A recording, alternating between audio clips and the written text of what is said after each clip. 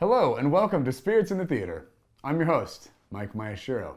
And today we're going to talk about Chosen, the show about Jesus and the disciples that was like crowdfunded.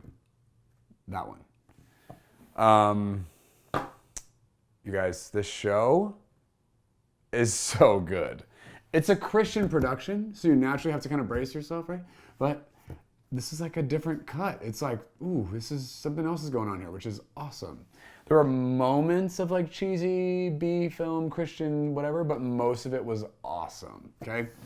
The deal is we're in Jerusalem, Israel, right? Jesus is eventually coming onto the scene, but we're really getting a lot of backstory. So we actually spend the most of the first episode learning about Matthew, about Peter, and James and John a little bit, right? And Andrew, and we're just kind of getting into their world and learning about taxes and the Sabbath and the religious rules of this space. We're just really getting into the culture. And then literally the last 5 seconds of the episode, Jesus shows up. And you're like, what? Right? Fascinating, okay?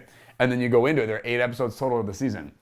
What I loved about this show is how they specifically gave unique characteristics to each of the Bible characters we've have read about for so long, who obviously had personalities, right? And propensities and challenges and strengths and whatever.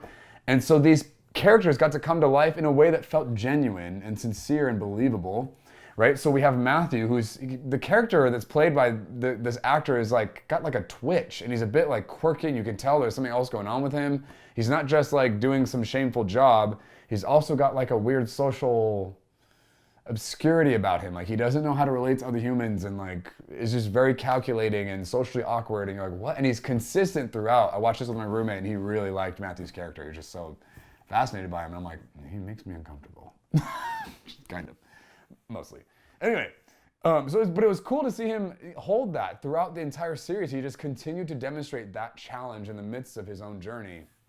Peter, super aggressive, kind of shady, violent, right? Rough around the edges. Andrew's the more reasonable brother who's hey, come see this Jesus person. Peter is struggling with, so listen, there are 8 episodes to this whole series, so I can't cover all this. It's going to be a very little drop in the pot situation here, but I want to give you some, we're going to move on to the drama of this, okay? Peter needs money. He's in debt. They need to fix some stuff. He's done some gambling here and there, whatever. His wife is super frustrated. She's like, you need to show up like a man. Help me. Be responsible. Grow up, right? You're seeing these pressures, and you're not allowed to work on the Sabbath and blah, blah, blah. So you see Peter doing, he did illegal stuff to try and get money. He's a fisherman. Nothing worked, right? And then in the end of this episode, Jesus shows up. Andrew's like, come see this Jesus guy. So he did. He's like, hey. And they're kind of hearing rumors about this Jesus guy, right? You start seeing Jesus start to show up and certain features about the community responding to him. So Jesus shows up to Peter. We know there's rumors about this dude. He's kind of different. He's got authority. We're not sure what's going on with him. Is he crazy? Is he powerful? We're not sure. Jesus tells Peter, throw your nets on the other side. And Peter doesn't want to do it. He's like, seriously, dude, listen, I know you're somebody. With all due respect, though, I've been doing this all day. Nothing's happened. He's like, just throw it on the other side. Peter's like, okay, I'm gonna do it. Does it. And then we know the story, right? So much fish that the nets start to break. They can't get it in. James and John come running from their other boat 100 yards away. They're booking it because they can tell something's going on. They want to help. They all get in. They're just scrambling. They're yelling at each other, trying to haul this. And what we understand in this space is all of this fish represents to Peter and all these guys provision, fortitude, security. This is how they're going to make their way in life. And it's just given to them in excess. This abundant explosion of provision is happening. And at that point in the episode, I'm crying. Why? Because I'm obsessed with fish and I love fish? No, it's not because of the fish. I'm being moved because it is the nature of God to give us exactly what we need and way more of it than we need, right? That's him. He's like that. And every episode, the nature of God is depicted where you see Jesus doing something, providing something. And it's not just in the miraculous, it's in the intent. It's not just the works of Jesus, it's the ways of Jesus that get us, that disarm us, that liberate us from the fear and the control and the manipulation and the shame and the all that baggage that we continue to have to work through, right? So as we continue to go through this story, you see this happen repeatedly. Nicodemus becomes a built-up character, right? He's a big religious leader who's super curious about Jesus, kind of feeling conflicted in his own religious practices, are we really doing the right thing? Are we after the real deal?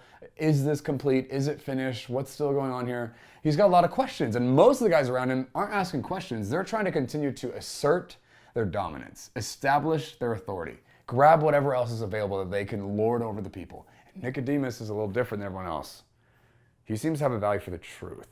He wants to know what's really going on here, you guys. Can we know it? Right? And he stands out in that way. So he tends to be intrigued by Jesus, fascinated, drawn, wanting to learn, be around it. The other religious leaders around him are like, oh God, Jesus, we got to fix this thing. Let's get rid of this dude. He's doing illegal things. He's getting in the way. He's teaching people things that aren't true. We got to fix this, right? And Nicodemus is like, I want to talk to him, right? And so I so relate to his heart posture there and his attitude and how wary he has to be socially of what people are going to think about his fascination with Jesus, right? And you can see this longing and desire. Okay, we're going to get to the best part of this episode, okay? And listen, this is not the best part of the show. I'm just going to give you some things I think are worth noting in this whole thing. There's a moment where they chat, Nicodemus and Jesus chat, and Jesus is telling Nicodemus stuff, and at some point in this conversation, Nicodemus realizes, this is the real deal. This guy is the Messiah, the promised one, the one we've been waiting for, the guy that I'm teaching about all the time. It's him. And he's not learning it from the knowledge that Jesus is pouring out. It's not from the profundity and the wisdom. It's from the nature and character of Jesus in this space that Nicodemus is being undone by. And he's like, so he falls on his knees and he's like, you're it. And Jesus is like, get up, stop. Jesus is like, stop. And Nicodemus is like, I don't know what else to do. I don't know how to be around you. You're the king, right? And then later, I think it's the next episode, Jesus tells him, hey, come with me tomorrow. We're going to leave. I want you to come. And basically, he's inviting Nicodemus to leave his religious authority and his rule and his status, right? And his wife is very into all that, to come with him on a journey and to learn from him. And Nicodemus has had this encounter, right? He's been exposed to the glory and the power of Jesus, and he's like, this guy's the real deal. So there's this moment at the end of the next episode. Jesus' ragtag disciples are gathering, okay, let's go. They're getting ready for their hike, right? And they're all kind of rough. And Nicodemus has come. He's standing behind a wall, just looking. He sees them. He's like, oh my God, this is the moment. This is the thing I'm supposed to meet them for. They're going, and I've been invited, and he's conflicted, right? He wants to be there, but also can't just give up all this stuff. So you see him wrestling in this moment. And so they're all like, okay, Jesus, can we go? We're ready. And Jesus is looking around,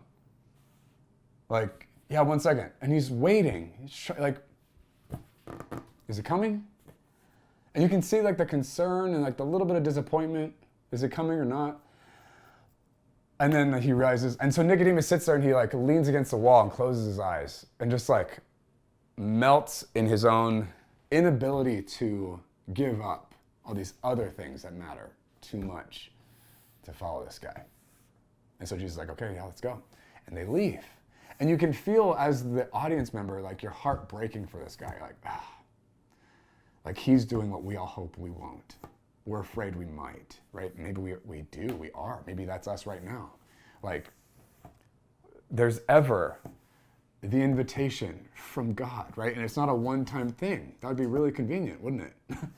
There's a continuous invitation from this person to not just decide to follow him once, but to continue to follow him as we continue to be blessed and provided for, and the blessings accumulate, and the advantages and the benefits and the pleasures that pile up from following Jesus.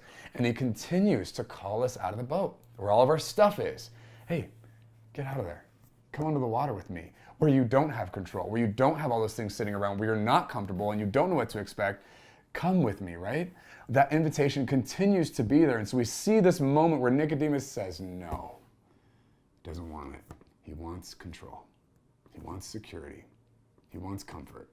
He wants respect. He wants dignity. He wants the approval of his wife rather than following Mr. Life. Right? And there's this painful, it's weird because this show continues to be triumphant and hope-filled and beautiful. And then there's this tension moment where you're ooh, that's not resolved. And they leave it that way. And I think the people who made this show did it on purpose. And oh, it burns. It burns and it burns good. there's a threat there. We're all aware. We are capable of just that. We've done it, and we might do it again, and we don't want to, right? And there is an invitation here to recognize, to hold a knife to your own throat when you're eating with the King. This can never be worth life. I will not pay life for this, right? This is a pleasure. This is enjoyable. It's beneficial. It's not the deal. We always have that before us, and God is ever continuing to lead us into that place where we remain yielded and dependent and susceptible to his nature. He's generous and giving of himself and kind and vulnerable. And somewhere along the way, sometimes those things become too expensive at some point. It's like, I've been vulnerable enough. I've been kind long enough. I've been forgiving long enough. I've been patient long enough. I've trusted enough. Now, I want to rest. I want to stop. Rest being, I want to stop trusting him. I now just want to settle in my stuff.